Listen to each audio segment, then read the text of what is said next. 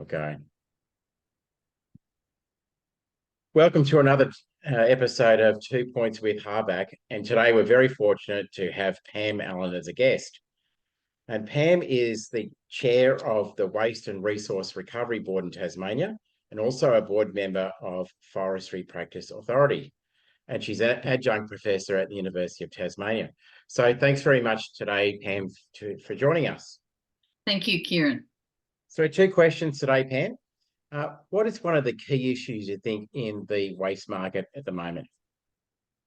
Well, I've got to say, I've been thinking about this a lot lately, Kieran, and I've come to the conclusion after a lot of thought that leadership is the really important issue for the waste sector at the present time. And the good news is that we've got a lot of good leaders in the space currently, whether it's government, the private sector, local government, the industry associations. We've got people like Richard Kirkman, Tanya Plibersek, Penny Sharp. We've got the people from the associations themselves, WAMA and ACOR, Chris Foley from APCO. We've got people who are actually leading and articulating policy change in this space. And even though we've probably always had leaders in the area, obviously, because we're an industry that's got a lot of decades of activity, at the moment we've got leaders who are really plugged in to what the community at large are thinking about, and they're articulating those things, and they're looking for pathways forward to improve the industry and also maximise industry benefit. So I think leadership is absolutely the critical issue for us, and we're blessed at the moment, and I want us to continue in that way as well. Yeah, good point, Pam. Good point. And if there was one issue in the market, the waste and recycling market, that you could change, what would it be? Well, it's increased regulation, Kieran, and I was sort of fighting between what's more important, leadership in the market or regulation. And I've come to the conclusion that we really need a lot more regulation in the waste space. We want mandated product stewardship, for example. And the way we can get there is we can make sure our leaders pursue it. And I think that's their priority at the present moment. And we're already seeing it.